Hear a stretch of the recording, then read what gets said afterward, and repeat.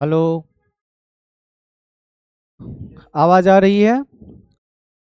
Hello मेरे प्यारे बच्चों, कैसे हैं आप सब? कैसी चल रही है आप लोगों की पढ़ाई लिखाई? तो कल हम लोगों ने एक ही वीडियो के अंदर पूरी संस्कृत के क्लास के ऑब्जेक्टिव को पूरी तरह से धुआं धुआं कर दिया था। तो आज हम लोगों की बारी है हिंदी व्याकरण की। देखिए, आज का क्लास हम ये नहीं बोलेंगे कि सिर्फ क्लास 10th के बच्चों के लिए है। ये क्लास 9th के बच्चों के लिए, क्लास 10th 11 और 12th, चाहे वो हिंदी बिहार बोर्ड का हो या सीबीएसई का हो, हम ऑब्जेक्टिव के माध्यम से पूरे चैप्टर के एक एक सवाल को पूरी तरह से एकदम खत्म कर देंगे, धुआं धुआं कर देंगे, खत्म कर देंगे। ठीक है? तो अगर आप लोग शुरू से अंत तक लगे हुए हैं क्लास में, तो हम प्रॉमिस करते हैं आपसे कि क्लास के लास्ट में जो भी चैप्टर्स इसमें आज आने वाली हैं, उनका एक भी ऑब्जेक्टिव आप लोगों का गलत नहीं होगा। भले आज हम 50 सवाल लेके आए हैं, लेकिन 50 नहीं, कम से कम पढ़ाते पढ़ाते आपको 500 सवाल क्लियर करवा दिया जाएगा, और जो भी चैप्टर्स हैं पूरी तरह से क्लियर करवा दी जाएगी। तो मेरे मोटिवेशन के लिए आप लोग बच्चों तुरंत इसको शेयर करें अपने दोस्तों तक, और हमारी सुझाव को, और आपको वीडियो कैसा लगा, क्लासेस कैसी लगी, कमेंट में जरूर बताएं। वीडियो को लाइक करना ना भूलें। चलिए हम लोग स्टार्ट करते हैं बच्चों। देखिए, क्रैश कोर्स के तौर पे हम लोग बैच को स्टार्ट किए हैं, लेकिन इसका यह मतलब नहीं है कि हम थोड़ा पढ़ाएंगे। हम पूरा पढ़ाएंगे, बिल्कुल फ्री में पढ़ाएंगे, और पूरे का पूरे सिलेबस को पढ़ाएंगे। एक भी शब्द को नहीं छोड़ेंगे, एक भी टॉपिक को नहीं छोड़ेंगे। तो चलिए हम लोग स्टार्ट करते हैं। ठीक है? तो आज हम लोगों का हिंदी व्याकरण का सवाल है, देखते हैं क्या क्या आता है। चलिए, पहला ही चैप्टर आ गया, समास। तो जानते हैं बच्चों समास किसे कहते हैं? तो हम लोग पहले एक जरा इंट्रोडक्शन देख लें, उसके बाद सवाल पे चलते हैं। समास देखो क्या होता है। आप जानते हैं कि जब दो से दो अधिक पद, जब दो या दो से अधिक पद, जब दो या दो से अधिक पद अपनी बीच की विभक्ति को छोड़ देता है, अपनी बीच की विभक्ति विभक्ति को छोड़कर छोड़कर आपस में मिल जाता है, आपस में मिल जाता है, मिल जाता है। इस मेल को समास कहते हैं। इस मेल को क्या कहते हैं? समास कहते हैं।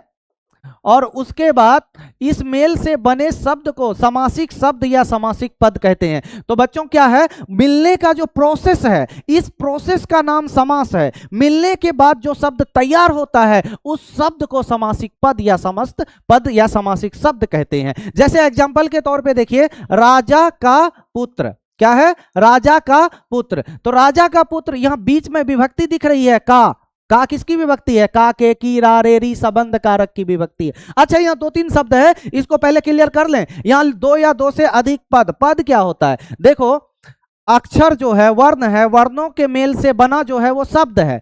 अगर शब्द अकेले है, जैसे अगर लिख रहे हैं राम, तो ये शब्द है, लेकिन इसको हम कर देते हैं राम एक लड़का है, राम एक लड़का है, तो ये वाक्य बन गया। तो वाक्य में प्रयुक्त प्रत्येक शब्द पद कहलाता है। वाक्य में प्रयुक्त प्रत्येक शब्द पद कहलाता है। जैसे पहला पद, दूसरा पद, तीसरा पद, चौथा पद। अकेले है तो शब्द है, वाक्य में प्रयुक्त हो गया तो पद है। उसके बाद बात करते हैं विभक्ति। विभक्ति क्या है? कारक के अलग अलग चिन्हों को विभक्ति कहते हैं। जैसे कर्ता ने विभक्ति हो गया, कर्म को विभक्ति हो गई, कर्ता ने, कर्म को, करण से, जो भी कारक के चिन्ह हैं वो विभक्ति हैं। तो दो या दो से अधिक पद, देखिए राजा का पुत्र एक वाक्य जैसा है, तो इसमें प्रत्येक शब्द क्या है? एक पद है।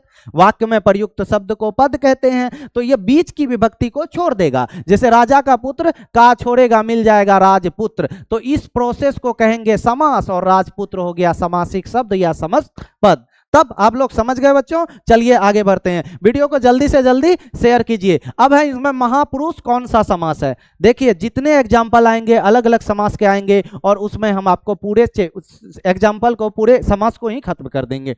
महापुरुष कौन सा समास है? देखिए, सबसे पहले बताते हैं महापुरुष कर्मधारय समास है। क्यों है कर्मधारय समास? कर्मधारय समास की जो डिफिनेशन है, वह समास जिसमें विशेष विशेषण या उपमान उपमेय का मेल हो। विशेष विशेषण, विशेष जिसकी विशेषता बतलाए, विशेषण जो विशेषता बतलाई जाती है। काला लड़का, लड़का विशेष्य है, काला विशेषण है। समझ में आई बच्चों? कोई दिक्कत नहीं होनी चाहिए। उपमान उपमेय का मेल हो। उपमान किसको कहते हैं? उपमान कहते हैं कोई प्रसिद्ध चीज को उपमान कहते हैं, ठीक है, और उसका कंपेयर जिससे करते हैं उपमेय कहलाता है। जैसे अगर बोले कि सीता चंद्रमुखी है, सीता क्या है? चंद्रमुखी, तो सीता का कंपेयर चांद से कर रहे हैं, तो चांद उपमेय हो गया और सीता उपमान हो गया, ठीक है। उपमेय और उपमान का मेल हो, विशेष विशेषण का मेल हो, कर्मधारय कहलाता है। लेकिन इतना जटिल कौन रटे बच्चा? चलो ट्रिक देखते हैं। कर्मधारय समास का ट्रिक, इसको तोड़ोगे मिलेगा है जो बीच में, इसको तोड़ोगे मिलेगा के समान, बस यही दो चीज। एग्जाम्पल देख लें, है जो वाला दे प्रधानमंत्री, कर्मधारय समास देखें कैसे? प्रधान है जो मंत्री, मंत्री तो बहुत सारे हैं, जो मंत्री प्रधान है जो मंत्री, कर्मधारय समास। मुख्यमंत्री, मुख्य है जो मंत्री, जो मंत्री क्या है? मुख्य है, वो कर्मधारय समास। कमल नयन, यहां देखो के समान में, लोह पुरुष, लोह पुरुष, लोहे के समान पुरुष, लोह पुरुष, लोहे के समान पुरुष।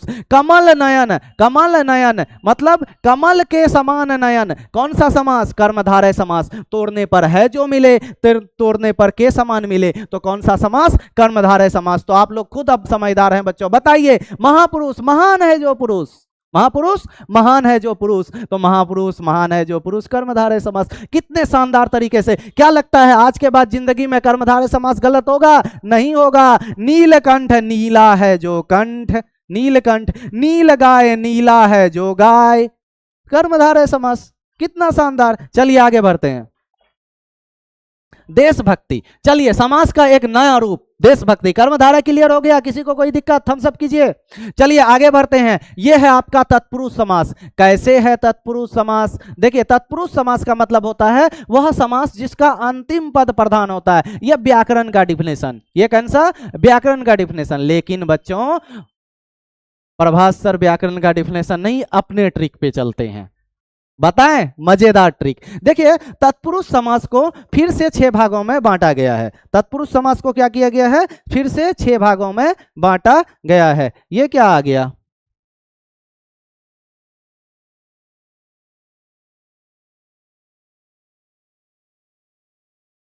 चलिए कोई बात नहीं, देख लेते हैं। तत्पुरुष समास को फिर से 6 भागों में बांटा गया। कौन कौन सा तत्पुरुष? देखो, कारक के 8 भेद हैं, कर्ता, कर्म, करण, संप्रदान, अपादान। लेकिन हम लोग ऊपर वाला कर्ता और लास्ट में संबोधन, इन दोनों को छोड़ देंगे तो क्या बचेगा? कर्म, करण, संप्रदान, अपादान, संबंध, अधिकरण। तो तत्पुरुष समास इसी तरह से 6 भाग में है। कर्म तत्पुरुष, करण तत्पुरुष, संप्रदान तत्पुरुष, संबंध तत्पुरुष। तो जितने भी कर्ता हैं, जैसे कर्म कारक का चिन्ह क्या है? कर्म को, करण से, संप्रदान के लिए, तो ये जो सारे हैं ये सब के सब आपके तत्पुरुष समास के चिन्ह में मिलेंगे। जैसे इसको तोड़ोगे ना, इसका कारक का चिन्ह मिलेगा। तत्पुरुष समास का ट्रिक क्या होगा बच्चों? लिख लो कॉपी में, जिंदगी भर कभी नहीं भूलोगे। तत्पुरुष समास का ट्रिक, तोड़ेंगे तो कारक की विभक्ति मिलेगा, तोड़ेंगे तो कारक की विभक्ति मिलेगा। तत्पुरुष समास, देशभक्ति, देश के लिए भक्ति, देश के लिए भक्ति। तो बताओ मेरे प्यारे बच्चों,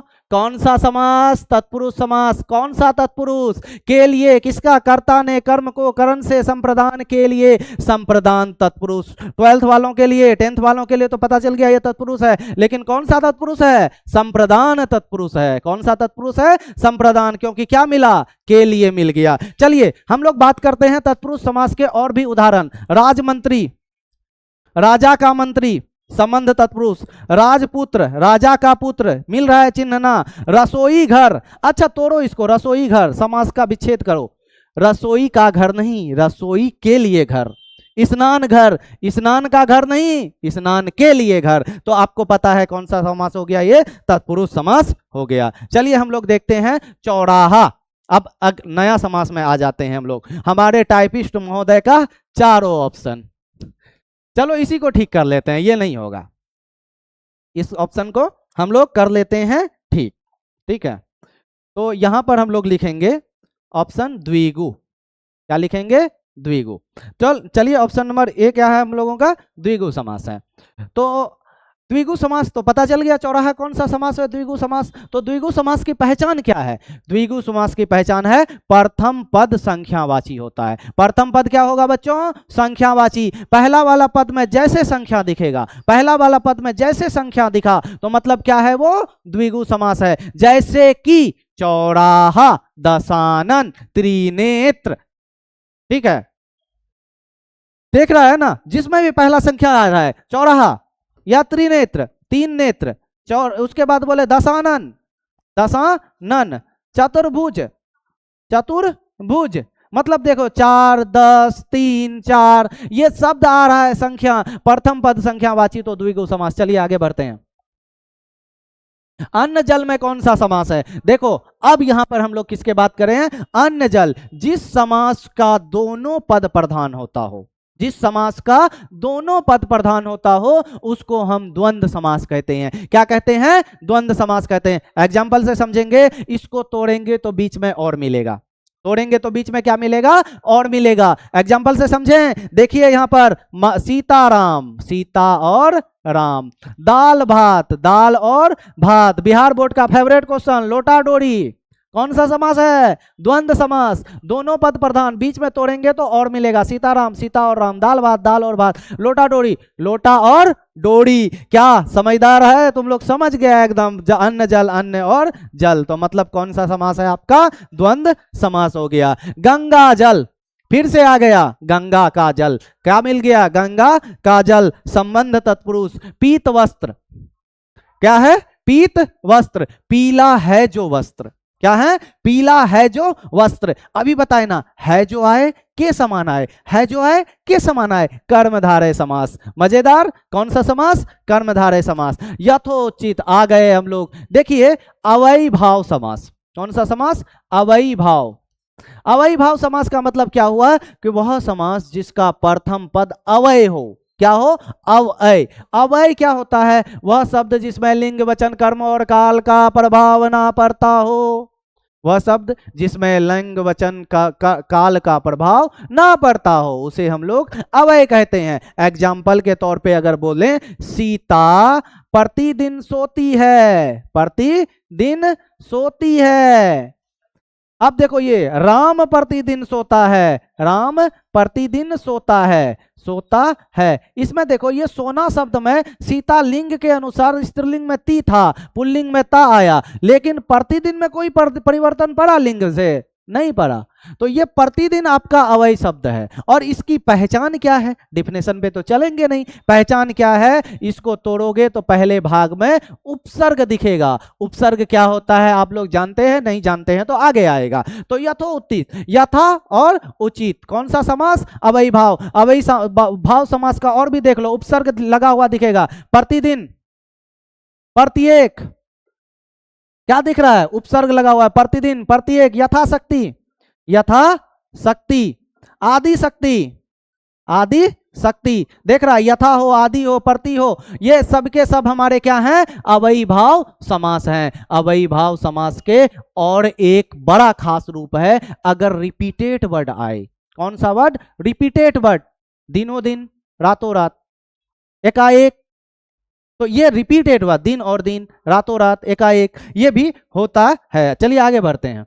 हम लोग रहे राजदूत। आपको पता है राजा का दूत, कौन सा? तत्पुरुष समास। जैसे कि राजपुत्र, राज, नर नारी, नर और रानी दोनों पद प्रधान है, द्वंद्व समास। समास खत्म हो चुकी है। नीलांबर, नीला है जो अंबर, जिसमें है जो लग गया, कौन सा समास?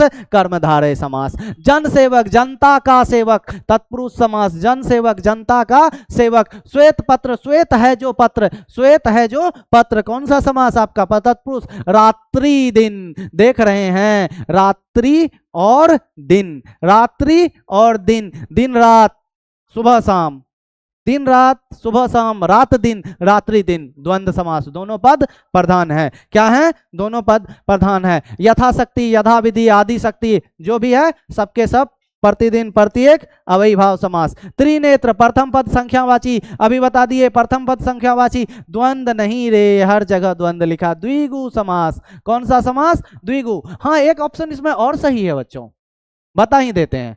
इसमें अगर ये इसी को सही मान लें तो क्या होगा? देखो एक होता है तुम्हारा बहुब्रीहि समास, सब हो गया, बस यही बचा हुआ था। तो बहुब्रीहि समास, समास के 6 पद हैं मुख्यतः।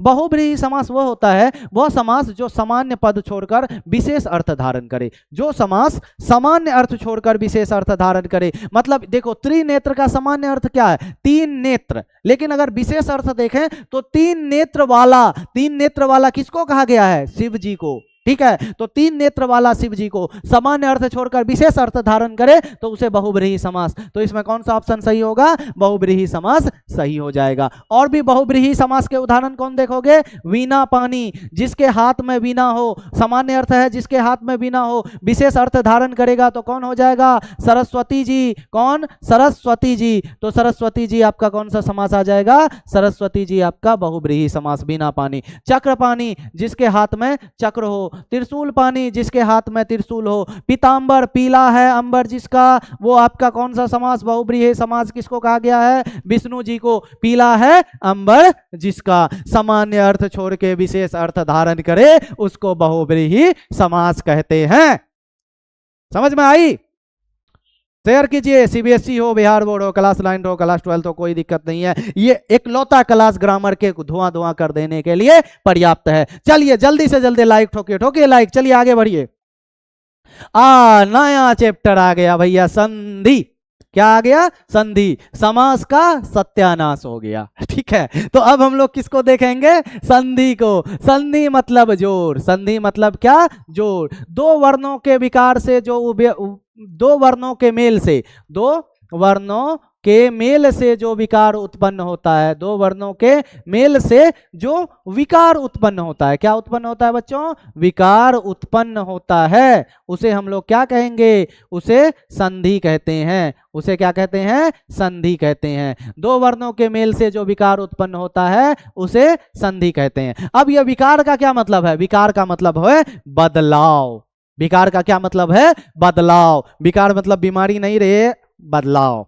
क्या, बदलाव। दो वर्णों के मेल से जो बदलाव, दिखा दें, अच्छा दिखा देते हैं। पो जोड़ अन, ना यहाँ पर ओ है, यहाँ अ है, ओ जोड़ उ, अब बनेगा, हो गया ये पवन। देख रहे हो, वो था कहीं आ गया ना बदलाव, ये हुआ तुम्हारा संधि। यन संधि है ये। कौन सी संधि है, यन संधि। देखेंगे कैसा, कौन सी संधि है, देखिए, गुरु जोड़ उपदेश दीर्घ संधि। कौन सी संधि, दीर्घ संधि। सूत्र क्या है, संस्कृत में सूत्र याद रखोगे पूरी तरह से क्लियर रहेगा। अकह सवर्णे दीर्घा, संस्कृत का सूत्र क्या है, अकह सवर्णे दीर्घ। दो समान स्वर मिलकर दीर्घ स्वर हो जाती है। समान स्वर कौन है, छोटी अ, बड़ी अ और आ, छोटी अ, बड़ी अ और आ से अ मिला तो भी आ से आ मिला तो भी आ से अ मिला तो भी आ से आ मिला तो भी आ। क्यों, क्योंकि दो समान स्वर है, दो समान स्वर है। दो समान स्वर मिलेगा तो दीर्घ वाला कौन होगा, आ, दीर्घ स्वर हो जाता है। उसी तरह अगर हर्षई दुर्घई मिलेगा तो भी हर्षई दुर्घई से तो आपको दीर्घई ही मिलेगा। इसका मात्रा क्या बनेगा, इस तरह से, इसका मात्रा क्या बनेगा, आकार। तो ये आपका दो समान स्वर मिलकर दीर्घ स्वर बन जाती है। ये कौन सा समास है, ये कौन सी संधि है, दीर्घ संधि है। कौन सी संधि है, दीर्घ संधि। किसका हिस्सा है, स्वर संधि का हिस्सा है। किस संधि का, स्वर संधि का। देखो, उ से उ मिला तो दुर्घ उ बनेगा, दुर्घ उ बना, तो कौन सी संधि, दीर्घ संधि। कौन सा दीर्घ, दीर्घ संधि नहीं है। कौन, दीर्घ संधि किसका हिस्सा है, स्वर संधि का हिस्सा है। तो आंसर क्या होगा, स्वर संधि। कौन सी संधि, स्वर संधि। राम जोड़ आलय, देखो इसमें मो में अ छुपा हुआ है, इसमें भी आ छुपा हुआ है। अ से आ मिला, अभी देखिए यहाँ हम लोग क्या लिखे हैं, अ से आ मिला, आकार बन जाएगा। इसका ये वाला अ, इसका आ मिलकर बनेगा यहां से आकार। कौन सी संधि, दीर्घ संधि। रामालय, क्या बन गया, रामालय। सुर जोड़ एस, सुर जोड़ यस। देखो अब ये कौन सी संधि है, ये है तुम्हारा गुण संधि। कौन सी संधि, गुण संधि। गुण संधि का क्या फॉर्मूला है बच्चों, गुण संधि का फॉर्मूला है अ आ के बाद अगर ई या ई आए, हर्षई या दुर्घई आए तो इसका ए हो जाता है, मतलब सिंगल वाला एकार। अगर ओ आ के बाद क्या आ जाए, हर्षऊ या दुर्घऊ आए तो इसका ए हो जाता है, मतलब डबल, सॉरी अगर हर्षाऊ दीर्घऊ आए तो इसका ओ हो जाता है सिंगल वाला ओकार। ये कौन है आपका गुण संधि है। कौन सा है गुण संधि। तो देखिए अ के बाद ई आया, अ के बाद ई आया, क्या बन जाएगा ए बन जाएगा। तो यहाँ रॉक में अ छुपा हुआ है क्योंकि व्यंजन वर्ण है। अ जोड़ ई बन गया ए, देखो यहाँ दिख रहा है ए। तो सुरेश कौन सी संधि गुण संधि। कौन सी संधि गुण संधि। ले ये भी नहीं है तो हम लोग आपको देख लेते हैं ऑप्शन क्या है। स्वर संधि के टोटल कितने हिस्से, स्वर संधि के 5 हिस्से। दीर्घ संधि, गुण संधि, यन वृद्धि संधि, यन और आयादी, यन और आयादी, यन और आयादी। तो ये स्वर संधि है। स्वर संधि के अंदर कौन सी संधि है गुण संधि है। तो गुण ये क्या हो जाएगा स्वर संधि, ऑप्शन ए सही हो जाएगा। हम लोग देखते हैं हरि जोड़ ईश्वर, फिर से दीर्घ संधि आया। दीर्घ संधि देखो हर्षई जोड़ दुर्घई, हरि हर्षई जोड़ दुर्घई तो बनेगा दीर्घई। हरीश्वर क्या बन जाएगा हरीश्वर। तो ऑप्शन नंबर ए आपका सही है। क्या बन गया ऑप्शन नंबर ए सही है। दुह जोड़ साहस, देखो विसर्ग के बाद अगर सौ आए, विसर्ग के बाद अगर कोई भी व्यंजन आए, विसर्ग संधि का रूल याद रखो, विसर्ग के बाद कोई भी व्यंजन आए, क्या समझे बच्चों, विसर्ग के बाद कोई भी व्यंजन आए तो क्या होगा विसर्ग का भी 100 हो जाता है, विसर्ग का आधा 100 हो जाता है। तो ये कौन सी संधि है विसर्ग संधि है। विसर्ग दिखा तो विसर्ग संधि। पुनः जोड़ जन्म, अब विसर्ग के बाद चौ जो आए तो पुनर्जन्म बनेगा, ये आपका भी विसर्ग संधि है। रौ भी बनेगा 100 भी बनेगा। कैसे वो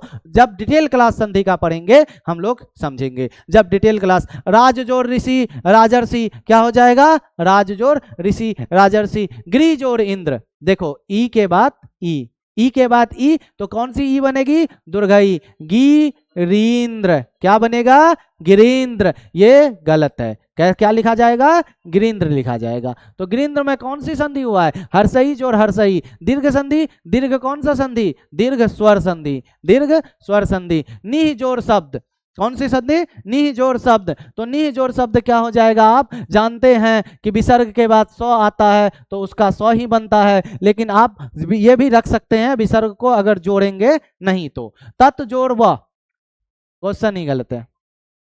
चलिए आगे बढ़ते हैं। अति जोड़ उत्तम, क्या है अति जोड़ उत्तम। देखिए अ के बाद उ आया, अ के बाद उ, अ के बाद उ आने से य बन जाता है, अ के बाद उ आने से अ बन जाता है। देखिए अ आ के बाद अगर हर्षई दुर्घई आए तो, नहीं ये उल्टा है। देखिए हर्षई या दुर्घई के बाद, हर्षई या दुर्घई के बाद अगर अ या आए या कोई भिन्न स्वर आए, कोई भी भिन्न स्वर आए, हर्षई दुर्घई के बाद हर्षऊ दुर्घऊ के बाद कोई भिन्न स्वर आए, ई का य हो जाएगा, उ का व हो जाएगा, ई का य हो जाएगा, उ का व हो जाएगा, ई का य उ का व। देखो ई है, ई के बाद कोई भिन्न स्वर उ आया तो देखो इस ई का क्या बनेगा य बनेगा। अ है आधा तो है क्योंकि इस पे हर्षे की था, और ई का बन गया य, और ये वाला जो है इस पर मात्रा बनेगा, ये बन गया अत्युत्तम। तो कौन सा ऑप्शन सही अत्युत्तम। कौन सा हम बोले कौन सी संधि है ये यन संधि है। क्या है ये यन संधि है। कौन सी संधि यन संधि। क्या बताए एक बार दोबारा रिवाइज कर लोगे यन संधि को। ई के बाद या उ के बाद कोई भिन्न स्वर आए, भिन्न स्वर का मतलब इससे अलग, सेम आएगा तो दीर्घ हो जाएगा। तो भिन्न स्वर का क्या मतलब हुआ बच्चों, भिन्न स्वर का मतलब इससे अलग वाला आए। इससे अलग आने का मतलब ई के बाद मान लो अ आ गया तो ई का बन गया य, और ये अ य को पूरा कर देगा। ठीक है क्योंकि य मतलब आधा य बनता है। मतलब अगर दूसरा चीज ले लेते हैं, अगर मान लो कि ई के बाद उ आ गया, क्या आ गया उ, देखो ई का बन जाएगा य और उ बन गया इसमें दुर्घऊ है तो दुर्घऊ बन जाएगा। ठीक है उसी तरह उ के बाद कोई भिन्न स्वर, कोई भी भिन्न स्वर आए, मान ले उ के बाद आपका आ गया ई तो उ का बनेगा वो, और ये ई इस पर दीर्घिकार बन जाएगा। तो ये कौन सी संधि है बच्चों, ये संधि है आपका यन संधि। हालांकि ये दूसरा ऑप्शन है देव जो ऋषि देवर्षि। तो कौन सी संधि अ के बाद ई का अ, ये भी स्वर संधि ऑप्शन नंबर ए क्या है स्वर संधि। चलिए आगे बढ़ते हैं। नमः जोड़ते विसर्ग दिख रहा है, नमः जोड़ते नमस्ते विसर्ग का स्व बना। लोक अर्थ, लोक जोड़ अर्थ, औ जोड़ औ, दीर्घ संधि, समान स्वर मिलकर दीर्घ स्वर हो गया। क्या हो गया? दीर्घ संधि। दीर्घ संधि किसका हिस्सा है? स्वर संधि का हिस्सा है। महाजोर उत्सव, महाजोर उत्सव, महाजोर उत्सव क्या हो गया? महोत्सव। मह नहीं होगा, महा होगा, मह नहीं होगा, महा होगा, क्योंकि संधि को जब भी तोड़ेंगे दो अलग अलग हिस्सों में तो दोनों हिस्सों का कोई ना कोई अर्थ निकलना चाहिए। समझ में आ रही है? अगर नहीं आ रही है तो बताइए कमेंट में फटाफट, आ रही है तो बताइए। चलिए दोस्तों से शेयर कीजिए, शेयर कीजिएगा, मोटिवेशन मिलेगा। इसी तरह ऑब्जेक्टिव के बहाने पूरे चैप्टर कंप्लीट करवा देंगे। टिक लगाने वाले टीचर नहीं है यहाँ, चैप्टर को क्लियर करवाने वाले टीचर हैं। 50 को सवाल ले आए, टिक लगा दिए, वैसे पढ़ाया थोड़ी जाता है, कैसे पढ़ाएंगे? महाजोर उत्सव तोड़ेंगे तो अलग अलग हिस्सा होना चाहिए। औ का क्या बन गया? ऊ बन गया। आपको बताए थे कौन सी संधि है? गुण संधि। गुण संधि का भी कौन सा हिस्सा है? स्वर संधि का हिस्सा है। चलिए हम लोग आ गए कारक पर। कारक क्या है?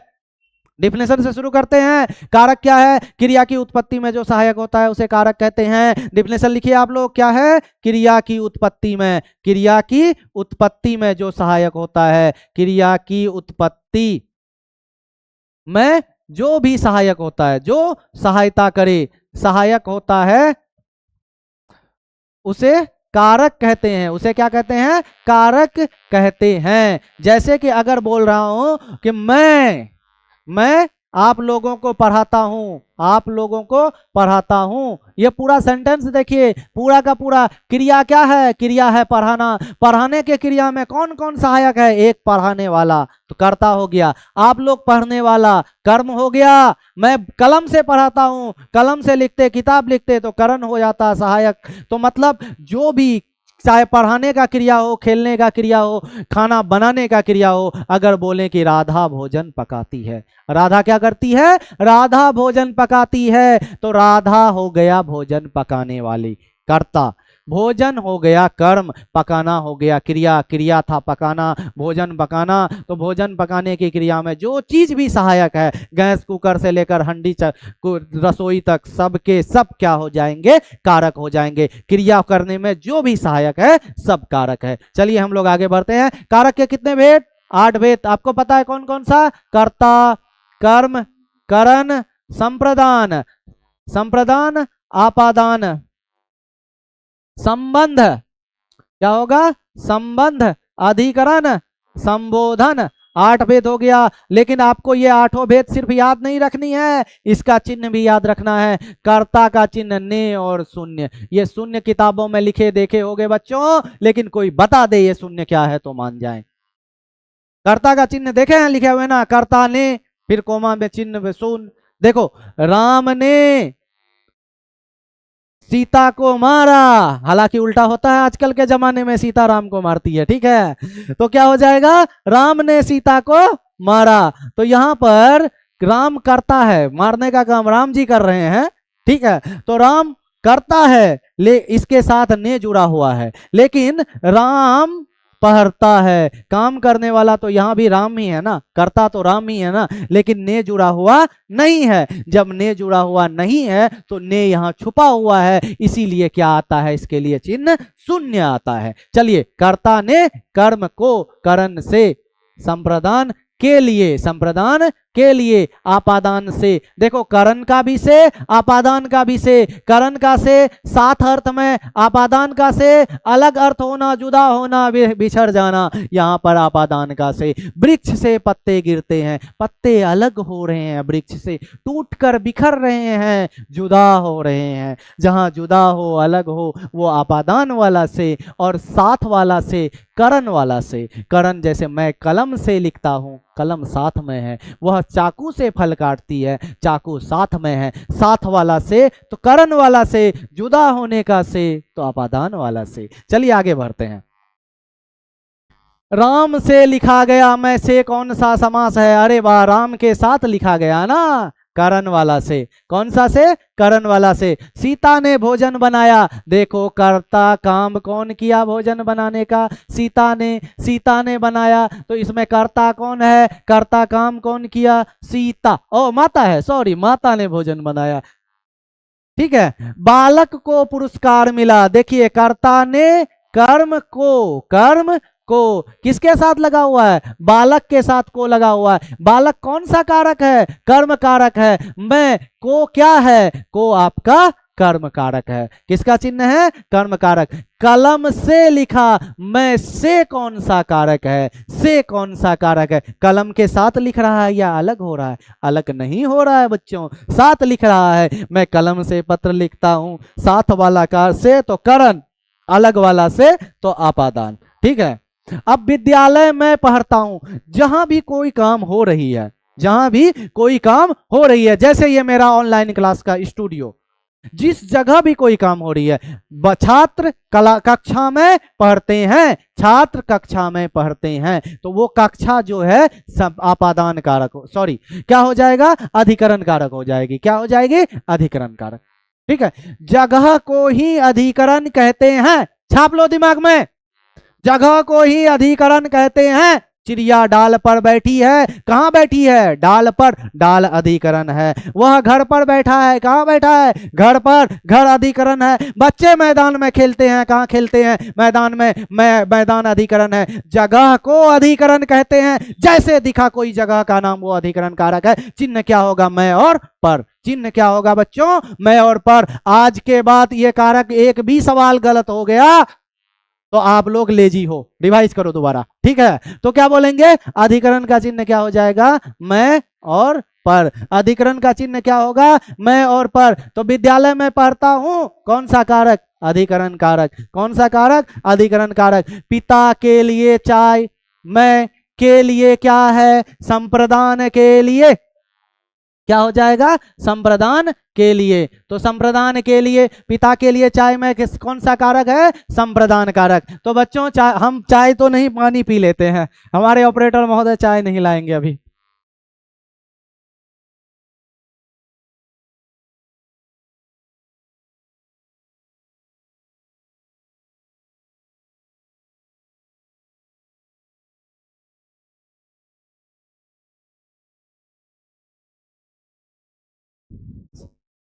हाँ तो बच्चों, हेलो,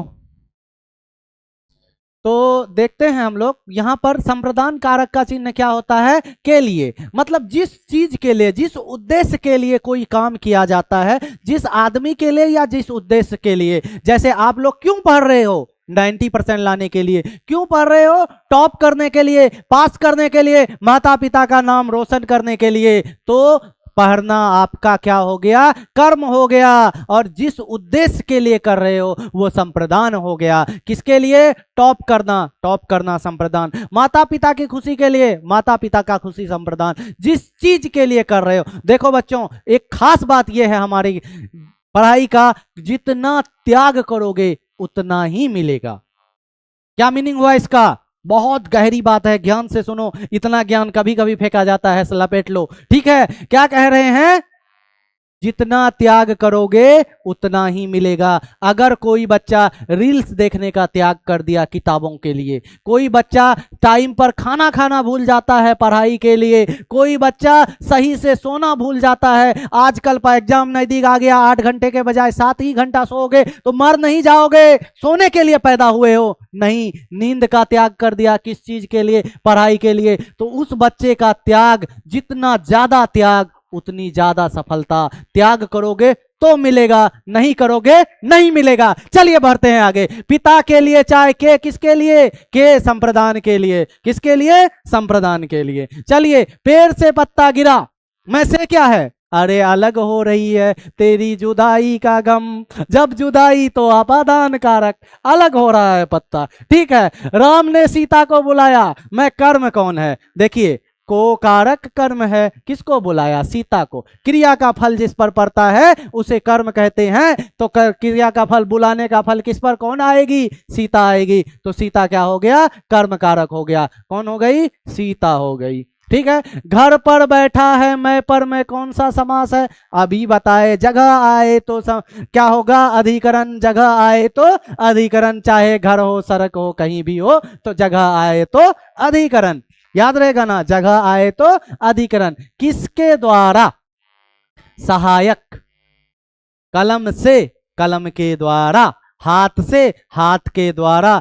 क्या बोले, मैंने बंदूक के द्वारा सुजल को मार दिया, गोली नहीं मारा, बंदूक मारा है, ठीक है। तो यहां पर बंदूक द्वारा, तो बंदूक द्वारा, जिसके भी द्वारा, वो सहायक होता है, और सहायक क्या होगा, करण कारक होगा, ठीक है। आ गए हम लोग विशेषण पे, क्या आ गया, विशेषण पे। तो विशेषण कारक देखते हैं, विशेषण कारक क्या है बच्चों, सॉरी विशेषण कारक नहीं, विशेषण अलग चैप्टर है।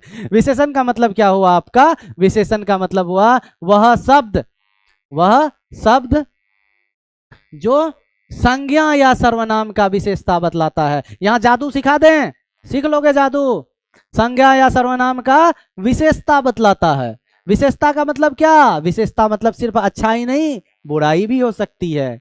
विशेषता तो कुछ भी हो सकता है, अच्छाई हो या बुराई हो। जैसे हमारे क्लास में कुछ लोग बैठते हैं गांजा पी के, उसको याद ही नहीं रहता है, तो उसको हम लोग क्या कहेंगे, तो उसकी अच्छाई है ये विशेषता। वह शब्द जो संज्ञा या सर्वनाम की विशेषता बताता हो, उसे हम लोग क्या कहेंगे, विशेषण कहेंगे। और विशेषण जिस शब्द की विशेषता बतलाता हो उसे विशेष्य कहते हैं, और विशेषण की विशेषता बतलाने को प्रविशेषण कहते हैं। देखो 3-4 शब्द फटाफट ध्यान दो।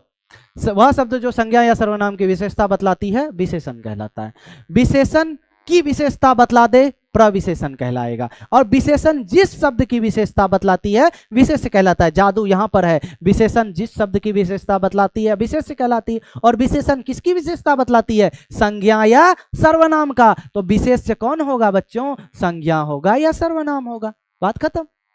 विशेष्य कौन होगा, संज्ञा होगा या सर्वनाम होगा। एक एग्जांपल से धुआं करते हैं। जैसे अगर बोलें कि प्रियंका बहुत काली लड़की है, बहुत काली लड़की है, तो देखिए प्रियंका जो है ये आपका हो गया नाम, किसी का नाम है तो संज्ञा है, ठीक है। इसकी विशेषता क्या है कि वह काली है, काली क्या हो गया, विशेषण हो गया। अब विशेषण किसकी विशेषता बतला रही है, प्रियंका की, तो प्रियंका संज्ञा है, और यही संज्ञा क्या है, विशेष्य है। विशेषण जिसकी विशेषता बतलाती है उसे विशेष्य है। और काली कितनी काली है, बहुत काली है, तो ये क्या हो गया, प्रविशेषण हो गया। क्या हो गया, प्रविशेषण हो गया। समझ में आई बच्चों, तो प्रविशेषण, विशेष्य और विशेषण। बहादुर सैनिक में कौन सा विशेषण, देखिए विशेषण को 4 भाग में बांटे हैं, लिख लीजिए फटाफट। विशेषण 4 भाग में, पहला विशेषण गुणवाचक विशेषण। गुणवाचक अच्छाई, बुराई, लंबाई, चौड़ाई, रूप, रंग, आकार, प्रकार, गुणवाचक विशेषण। हिमालय बहुत ऊंचा पहाड़ है तो बहुत ऊंचा, गुणवाचक विशेषण। प्रशांत महासागर बहुत गहरी है, बहुत गहरी, गुणवाचक विशेषण। अच्छाई, बुराई, जैसे अभी बोले काली लड़की, तो काली क्या है, गुणवाचक विशेषण। अब बोले गोरा लड़का, तो गोरा क्या है, गुणवाचक विशेषण, ठीक है। तो ये आपका अच्छाई, बुराई है, ये सब क्या है, आपका गुणवाचक विशेषण। उसके बाद आपका संख्यावाचक विशेषण। क्या, संख्यावाचक, 2 भागों में बटा है, क्या क्या बताएंगे। उसके बाद परिमाणवाचक विशेषण, परिमाणवाचक विशेषण, ये भी 2 भागों में बटा, आगे चल के, ठीक है। और लास्ट में सार्वनामिक विशेषण, क्या आता है, सार्वनामिक विशेषण, ठीक है। तो अब जरा देखिए, संख्यावाचक में आता है निश्चित संख्यावाचक, निश्चित संख्यावाचक और अनिश्चित संख्यावाचक। क्या होता है, निश्चित और अनिश्चित। जैसे बोले 4 लड़के दौड़ रहे हैं, कितने लड़के दौड़ रहे हैं, 4, तो 4 हो गया निश्चित, तो निश्चित संख्यावाचक 4 आ गया। वहीं बोले कि कुछ लड़के दौड़ रहे हैं, कितने लड़के नहीं पता, अनिश्चित संख्यावाचक। परिमाणवाचक 2 किलो दही पी गया। अगर बोले हम कि सुजल 5 किलो घी पी गया, सुजल जो है 5 किलो घी पी गया, तब भी पतला का पतला रह गया। तो 5 किलो जो है आपका क्या है, परिमाणवाचक विशेषण। लेकिन अगर बोले सुजल ढेर सारा घी पी गया, तो ढेर सारा अनिश्चित परिमाणवाचक। निश्चित संख्या, अनिश्चित संख्या, निश्चित परिमाण और निश्चित परिमाण, गुणवाचक समझ में आ गया। सार्वनामिक विशेषण क्या है, वह सर्वनाम शब्द जो किसी संज्ञा से पहले जुड़कर विशेषण का कार्य करे उसे सार्वनामिक विशेषण कहते हैं, दूसरे दिन पढ़ेंगे। बहादुर सैनिक में बहादुर क्या है, इसकी अच्छाई है, क्वालिटी है, अच्छाई हो, बुराई हो, गुणवाचक विशेषण। कौन सा विशेषण बच्चों, गुणवाचक। कई विद्यार्थी में से कई क्या हैं, अभी बोले ना, कई, कुछ, अनेक, तो ये कौन सा, संख्यावाचक। क्या हो गया, कौन सा संख्यावाचक। अगर और अंदर जाएंगे तो अनिश्चित संख्यावाचक। कौन सा संख्यावाचक, अनिश्चित संख्यावाचक विशेषण आ जाएगा, ठीक है।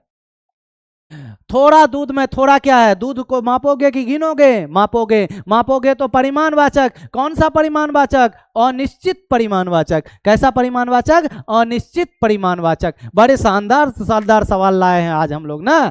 यह पुस्तक में यह क्या है? ले, अब यह आ गया, यह रहे वह रहे। ये क्वेश्चन सर्वनाम का है। किसका क्वेश्चन का है? सर्वनाम का। तो सर्वनाम में यह पुस्तक में देखो, प्रश्न है क्या? नहीं है। गुण है? नहीं है। संख्या है? नहीं है। बचा क्या? यह हम बता रहे हैं कैसे बनाया जाता है ट्रिक, अगर आप एग्जाम में नहीं जानते हो तो। इसको कहते हैं ऑप्शन एलिमिनेशन मेथड, मतलब ऑप्शन को छांट दें। अरे यूट्यूबर टीचर नहीं है, नहीं जानोगे तो भी बना लोगे। 10 साल से ऑफलाइन में पढ़ा रहे हैं, एक्सपीरियंस शानदार है। अगर आप लोग जल्दी से जल्दी शेयर करो, अगर 10 दिन के अंदर मेरे चैनल को 2000 सब्सक्राइबर में पहुंचा रहा हूं, मैं वादा कर रहा हूं 30 दिन का इतना धुआंधार क्रैश कोर्स बिल्कुल फ्री में देंगे। जो बच्चा कुछ नहीं पढ़ा है वो 90% ले आएगा, लेकिन शर्त ये 10 दिन में 2000 सब्सक्राइबर चाहिए हमको, ठीक है? चलिए, यह पुस्तक में यह क्या है? संकेतवाचक। क्यों है संकेतवाचक? क्योंकि ये सब नहीं है। चलिए, कैसा आदमी? अरे वाह, कैसा आदमी गुण है या प्रश्न है? समझ जाओ, पूछ रहा है कैसा आदमी, प्रश्न पूछ रहे हैं। क्या पूछ रहे हैं? प्रश्न पूछ रहे हैं। कैसा आदमी? तो प्रश्न पूछ रहे हैं। अन्य वस्तुनिष्ठ, कुछ मिक्सिंग करके सवाल दिए हैं आपके दिमाग का दही करने के लिए या दिमाग का एक्सरसाइज करने के लिए। हम में कौन सा सर्वनाम है? हम कौन सा सर्वनाम है? सर्वनाम में एक सर्वनाम आता है पुरुषवाचक सर्वनाम। क्या आता है? पुरुषवाचक सर्वनाम। पुरुषवाचक सर्वनाम 3 भागों में बटा रहता है, उत्तम पुरुष, मध्यम पुरुष और अन्य पुरुष।